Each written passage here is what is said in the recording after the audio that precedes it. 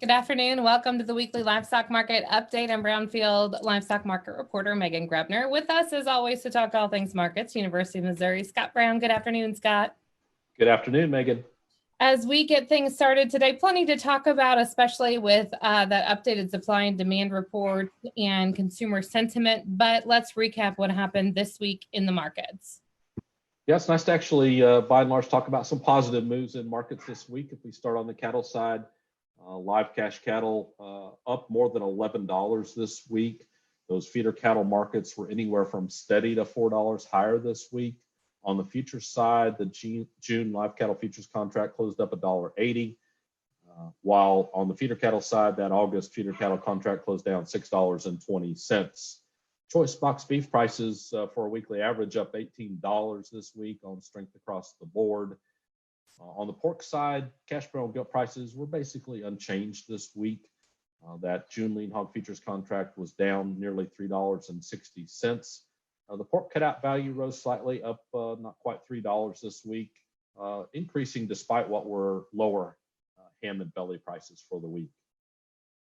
I think one of the things we have to talk about as we get underway today, that choice box beef price, we still ended on a positive note and we've seen record high prices, but we've also this week seen record declines. Yeah, that's right. So, what goes up must come down, I guess, is the way to talk about it today. But maybe a little more of the economist in me likes to remind us that cattle slaughter continued to go up this week. It looks like we're going to be right at about 499,000 head of cattle slaughtered this week, up 10% from where we were a week ago.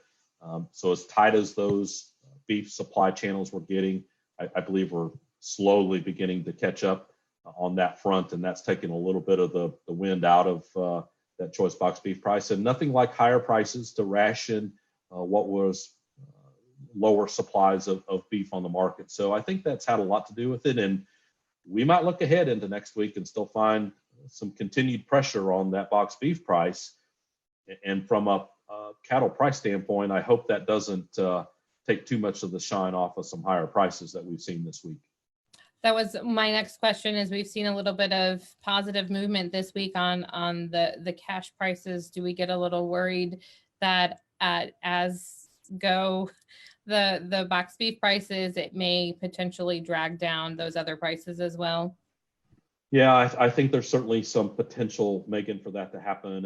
And this is me coming back to remind folks that there's still downside risk in this market. As much as it's nice that we're up this week, I like to remind us that it's time for producers to think about the opportunity to let somebody else have the risk. We probably haven't had many price risk management opportunities recently. If prices were to go up again next week or the next couple of weeks, I hope folks will understand there's still downside risk here, so let's hope we get some further increases and we get some of those opportunities maybe for folks to do risk management that they haven't had the opportunity to do. You mentioned cattle slaughter up this week. Hog slaughter is also up this week. Are we starting to slowly eke back close, obviously not close yet to those pre-COVID-19 levels, but at least starting to work our way toward them? Yeah, for sure. So it's interesting. I think if you polled everyone even a week ago, everyone would have said it's going to take us a long time to get back. And you're correct, we're not back. But if we look at hogs, 2.1 million head of hogs to be slaughtered this week, that's an 18.5% increase over a week ago. So some nice increases. That's 10% below where we were a year ago at this time. So we're not back by any stretch, but we're getting a lot closer on the hog side now. So the question becomes how to work through the backlog. We might be getting a lot closer to a break-even situation. I won't say we're quite there yet, but we're getting a lot closer. And so then what do we do to work through the backlog? I hope that we can continue the increases that we've seen of late. And when we talk about this next week, we've bounced up yet again. And maybe we're beyond the worst of the plant shutdown, slowdown situations that we've seen, and we're seeing those processors able to gear back up. Can we work through the backlog on, let's take each species. I mean, I would assume it's going to be a little bit easier to do it on the beef side of things, but there's a pretty big disruption, and knowing how tight that hog supply chain is, can we get through it? I wish I had the right answer. So I think it's hard. Number one, I think we're finding ourselves in some places in the country euthanizing hogs. I think we've learned that's not a very easy task to get accomplished in great numbers. And so I think we're going to try to minimize what we do there. I'm not certain that we're done yet. I think it takes, on the hog side, a long time to get through the backlog. Cattle, so it's interesting when you look at cattle slaughter this week, we're still down almost 25% relative to where we were a year ago at this time. So although we've been increasing cattle slaughter, we still have a ways to go. I think we can work through that backlog. I do think it takes maybe a little longer, especially if we're slower on the cattle side to get recovered the rest of the way in terms of some of these weekly runs that we've seen. So I don't think we're going to find ourselves euthanizing cattle, but I think we're going to find ourselves slaughtering some pretty heavyweight cattle for the foreseeable future as we continue to have to work through some backlog there. It's a nice transition into this week's supply and demand update from the USDA, especially as we take a look at production estimates for beef, pork, and chicken for the rest of 2020. Yeah, so USDA gave us some pretty large changes for 2020 production this time. If you look at beef, pork, and chicken production for 2020, USDA is actually lowered by 4.65 billion pounds the amount of production. So really across the board. So beef down 1.7, pork down 1.6, chicken down nearly 1.4. So they've taken all of them down. I'm not so sure we get that kind of production cut at the end of the day. I might talk about we're going to shift out of the second quarter into later in the year some of the slaughter that's occurring, but I'm not sure the annual number changes all that much. For me, it's interesting with that kind of production cut, which ultimately starts to cut at consumption in this country, that prices also were lowered by USDA. Fed cattle down nearly $7 from the April to May WASDE. We did see an increase in barrel and gilt prices in the WASDE report, up $3. Chicken down $2.60. Normally we would expect with less supplies, maybe some increase in those prices. To me, this all points to just the uncertainty that exists here. I think we can be a little more optimistic about slaughter this week because we've seen less slowdowns. A re-break in COVID cases around those plants, and you slow them down or run them at reduced speed again, then I think it's hard to become so positive about getting back on track. So there is uncertainty, but this is an interesting scenario to look through that USDA's put together. Again, I don't expect quite as big a production cut as what's being shown here for 2020, unless we get into some worse COVID situation as we get later in the year. And if we get that kind of production cut, I'd expect higher prices. We've seen some markets that are starting to move positively. I for a minute go over and look at dairy prices. I don't know where cheese prices went today, but I saw yesterday we were at $1.60. That's 60 cents higher than where we were 3 or 4 weeks ago. So all of these ag markets are trying to find some new equilibrium, and it's tough in all of this COVID uncertainty. Do we also worry if there is production cuts like that and we see prices go up? What happens if the big picture economy doesn't recover quickly? Yeah. So I think the general economy picture is the one that we ought to be paying careful attention to. And those that have listened to us, they've probably heard Scott be more optimistic later in the year And I kind of have had that discussion of a V-shaped recovery where the general economy picks back up fairly quickly. I'm not sure we've seen any of that happen yet. Doesn't mean it won't happen. I think we've been slow to open, and there's been a lot of concern among some segments of the population about getting back out and circulating too quickly. I'm curious if we continue to see this reopening for the next 3 or 4 weeks and we don't have a severe uptick, and I don't know how to define severe uptick, by the way. People seem to have different ideas about that. But if we don't have a severe uptick, and does that get more people willing to get out, and does that stimulate the economy? But if it doesn't, and we have higher meat prices and lower incomes, that's not a great scenario for us to talk about as we go through the latter part of this year.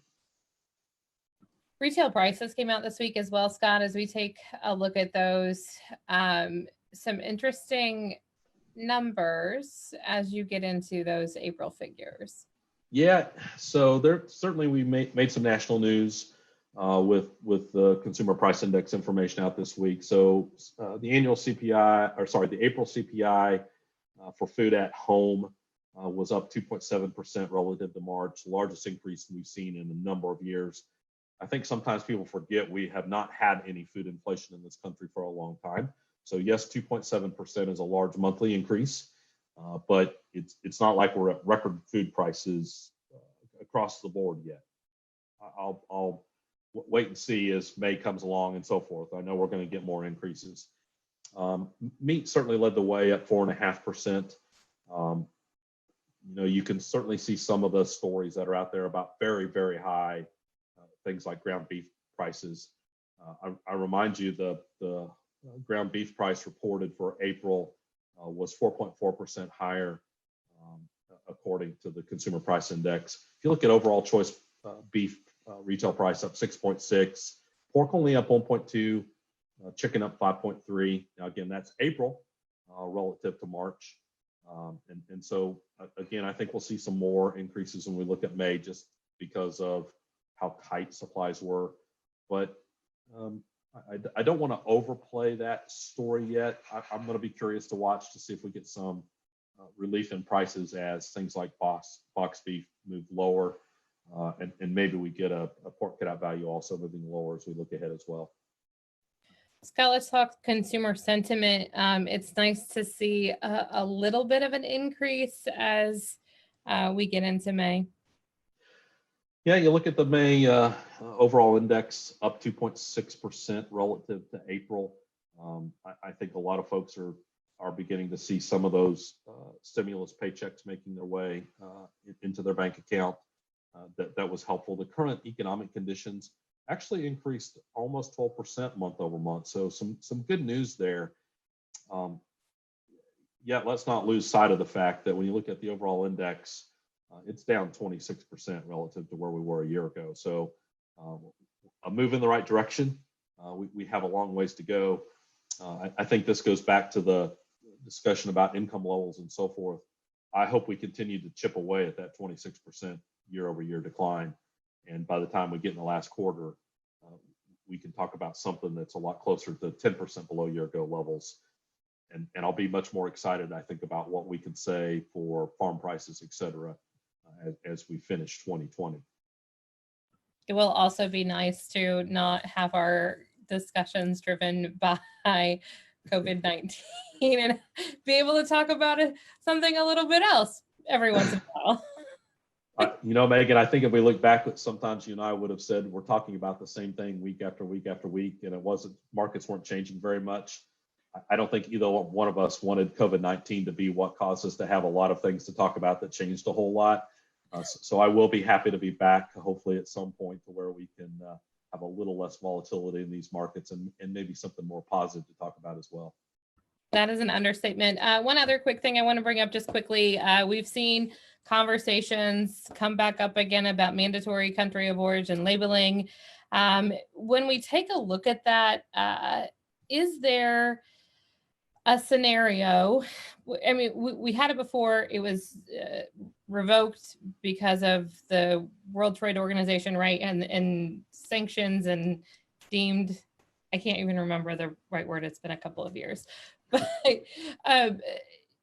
when we look at this conversation resurfacing, is there a way to have a country of origin labeling in the United States that doesn't open us up to a whole host of issues with some of our trading partners? So you're correct. We have seen a lot more MCOOL discussion of late. I think it is going to be difficult to end up with some type of mandatory country of origin labeling that is not eventually challenged in the WTO framework. I think a number of countries will be ready for that. I suppose we could decide it doesn't matter and move forward. At the same time, I do think that growth in beef demand is going to be occurring outside the United States. So we have to figure out how to participate in these global markets in a way where it's give and take. And some will say it's been all take and sorry, all give and we haven't gotten anything. I just remind us that global economy matters still to us, even though we've been through all this COVID-19 right now. If we get beyond that and we're back to global income growth happening around the rest of the world, we need those export markets available to us. So we're going to have to tread carefully as we move forward in that discussion. I understand why some are interested in mandatory country of origin labeling. I do think we have to continue to make sure that consumers in this country are willing to pay a premium in some ways for that kind of labeling to occur. That's going to be really important to how MCOOL plays out in the industry long term. All right, Scott, I think that's it for us this week. No more COVID questions. I promise I won't throw any other curveballs at you either. Very, very good. All right, as we look ahead to next week, a big week for reports. That's right. So we'll get cold storage next week. It's going to be curious to see what we see available in freezers on the meat side. We get livestock slaughter, and then we finish the week with cattle on feed, and it'll be interesting to see what April placements look like. All right, Scott, have a great weekend. We will talk to you next Friday. Yeah, you do the same, Megan. To have our weekly livestock market update delivered to your email box every Saturday morning, visit our website, brownfieldagnews.com. You can submit questions and comments there as well. We've been having some conversations about the impact of COVID-19 on the ag industry. We've talked pork, grains, and ethanol, and we've also talked beef a couple of times. We'll talk dairy next week. You can check those out on our website as well. And for market updates twice daily, make sure to watch John Perkins' Market Minute. Have a great weekend. I'm Megan Grebner for Brownfield.